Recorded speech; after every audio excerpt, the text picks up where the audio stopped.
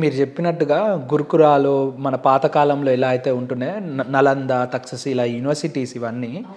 So వాళ్ళకిప్పుడు అది మీ problem ఏందంటే ఇక్కడ టీచింగ్ మెథడాలజీ ప్రాబ్లమ్ అన్నట్టు. పెడగాజికల్ మోడల్ అంటారు. సో టీచింగ్ అక్కడ ఆ టైంలో ఎలా ఉంటుందంటే ఒక గురువు ఉంటుండే, ఒక మెంటర్, గురువు అనుకోతే మెంటరే అనుకుందాం. మెంటర్ ఉంటుండే. సో వాళ్ళ చుట్టూ ఒక శిష్యులు ఉంటుండే, వాళ్ళ స్టూడెంట్స్. వాళ్ళకి నేర్పిస్తారు ఫస్ట్. దాని తర్వాత ఆ స్టూడెంట్స్ వాళ్ళు వెల్ ట్రైన్డ్ అయినాక వాళ్ళు కొత్తగా వచ్చే వాళ్ళకి మళ్ళీ నేర్పిస్తారు అన్నాడు. పియర్ టు పియర్ లెర్నింగ్ అంటారు దీన్ని. సో వాళ్ళు మళ్ళీ మెంటర్స్గా మారుతారు. ఫస్ట్ ఉన్న స్టూడెంట్స్ సెకండ్ స్టూడెంట్స్కి మెంటర్స్గా మారుతారు. ఇంకా వీళ్ళు కూడా ఏంటి, నేచర్ బేస్డ్గా లెర్నింగ్ ఉంటుంది. వాళ్ళు అడవిలలో అక్కడ ఉంటుండే గురుకురాలు. సో అక్కడున్న పరిసరాలను అబ్జర్వ్ చేసి అక్కడున్న వాటి మీద అవగాహన తెచ్చుకుంటుండే వాళ్ళు. సో ఇప్పుడు ఏంటి, ఎడ్యుకేషన్ అనేది 4 గోడల మధ్యలో ఎప్పుడు అయిపోయిందంటే మనకి ఇండిపెండెన్స్ వచ్చినాక ఈ బ్రిటిష్ వాళ్ళు వచ్చి ఇది మనకు అలవాటు చెప్పించారు అన్నట్టు. ఈ 4 గోడల మధ్యలో ఎట్లా ఎడ్యుకేషన్ చెప్పియాలో.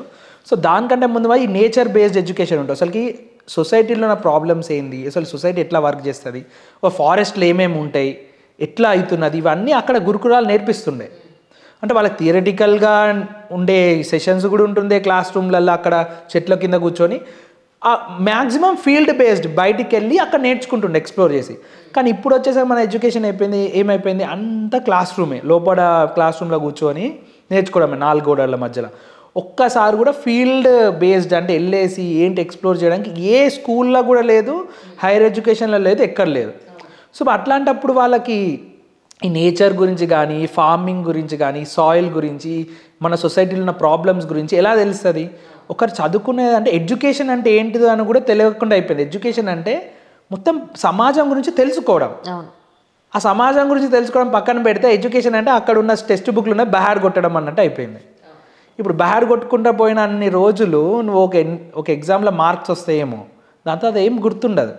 సో కాబట్టి రియల్గా ఎడ్యుకేట్ ఎవరు అవ్వట్లేదు, రియల్ ఎడ్యుకేషన్ ఎవరికి దొరకట్లేదు, ఎవరు అవ్వట్లేదు.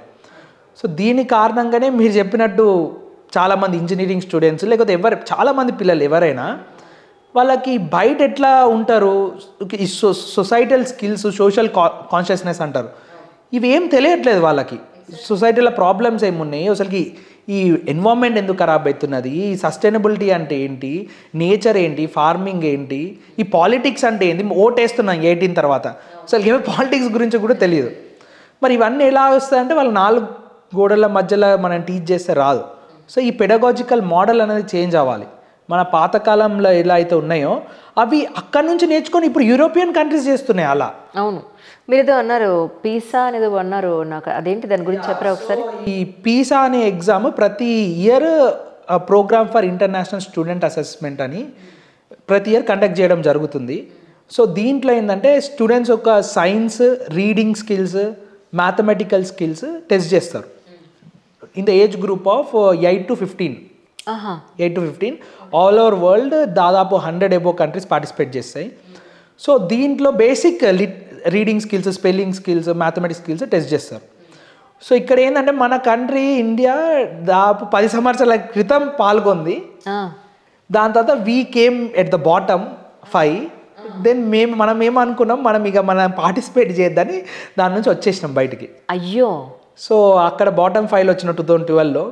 సో ఇదేంటంటే basic reading skills, mathematics skills test చేస్తుంది. సో ఈ ఎగ్జామ్లో దాదాపు ఫిన్లాండ్ కానీ, సింగపూర్ కానీ, ఇప్పుడు యూరోపియన్ కంట్రీస్లో ఉన్న దేశాలు ఇవి ఎప్పుడు టాప్ చేస్తున్నాయి ప్రతిసారి. సో అవి ఎందుకు టాప్ చేస్తున్నాయి అని తెలుసుకుంటే వాళ్ళొక టీచింగ్ మెథడ్ డిఫరెంట్ అన్నట్టు.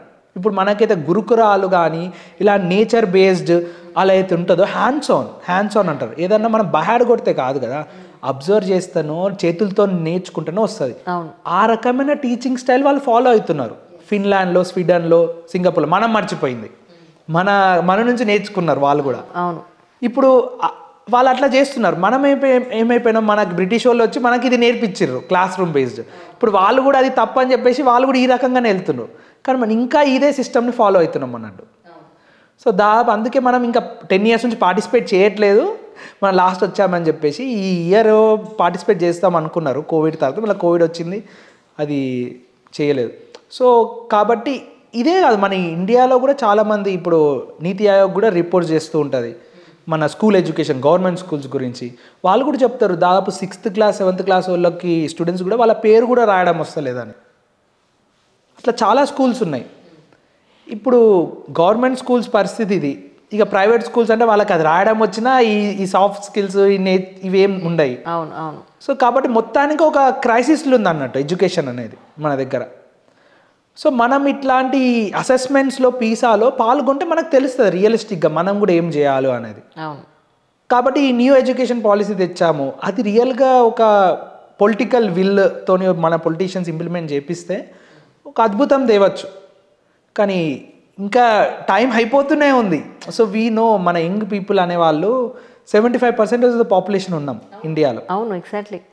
అంటే 40 below age 75% is very big number. 140 crores దాదాపు 100 crores 80 to 100 crores వస్తాం. ఇప్పుడు 50% 28 బిలో ఉన్నాం అన్నట్టు. మరి వీళ్ళందరినీ చాలా వరకు డెమోగ్రఫిక్ డివిడెండ్ అంటాం. అంటే వీళ్ళని యూజ్ చేసుకుంటే మన యంగ్ నేషన్ ఏ కంట్రీకి యంగ్ పవర్ లేదంటాం. మరి మనం ఏం చేస్తున్నాం ఈ యంగ్ పీపుల్ని? అదే కదా, గైడ్ కూడా చేయట్లేదు సరిగ్గా, వాళ్ళకి ఎడ్యుకేషన్ కూడా ప్రొవైడ్ చేయట్లేదు. సో ప్రతి ఒక్కరిని ఒక ఇప్పుడు ఈ మాట అంటే మళ్ళీ గొర్రెల్లాగా చేస్తున్నాం అన్నట్టు. అవును, గొర్రెల మందలాగా. అవును, దట్స్ ట్రూ. సో అట్లా చేసినందుకు ఈ రోజులు మరి ఏమవుతుంది, ఇప్పుడు ప్రతి ఒక్క స్టూడెంట్ యూనిక్ కదా. ఇప్పుడు మనం ఒక ఫ్యాక్టరీలలో ప్రోడక్ట్స్ బయటికి ఎట్లా వస్తాయో ఆ రకంగా చేసేసినాం. అంటే ప్రతి ఒక్క ప్రోడక్ట్ సేమ్ వస్తుంది ఫ్యాక్టరీ నుంచి, ప్రతి ఒక్క స్టూడెంట్ సేమ్ వస్తున్నాడు ఇప్పుడు బయటికి ఎడ్యుకేషన్ సిస్టమ్ నుంచి. కానీ వానుకున్న యూనిక్నెస్ను వానుకున్న టాలెంట్ వాళ్ళు ఎక్స్ప్లోర్ చేయలేకపోతున్నారు. True true. సో అట్లా ఎక్స్ప్లోర్ చేసే క్యాపబిలిటీస్ అవన్నీ సిస్టమ్ యూఎస్లో యూరోపియన్ కంట్రీస్లో ఉన్నాయి కాబట్టి అక్కడ నుంచి సైంటిస్టులు వస్తున్నారు, ఇన్నోవేటర్స్ వస్తున్నారు, ఆర్టిస్టులు వస్తున్నారు, అందరూ అన్ని రంగాలలో వస్తున్నారు.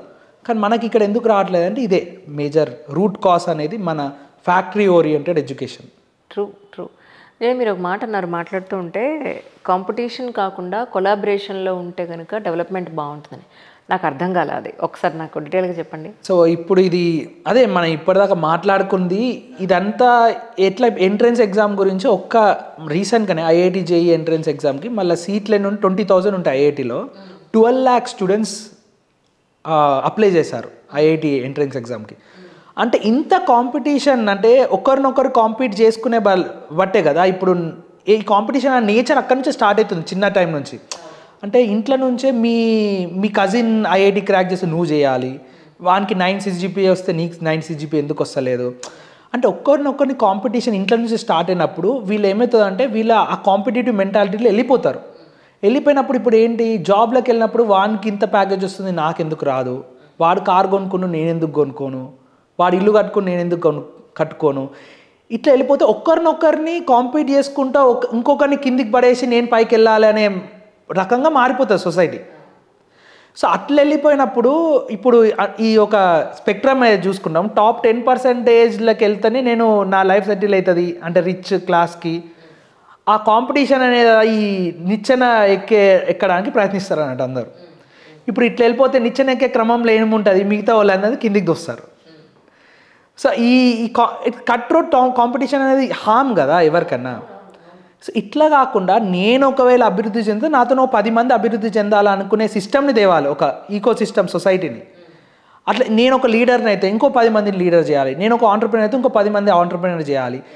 సో ఆ రకంగా అయితే అందరు డెవలప్ అవుతారు.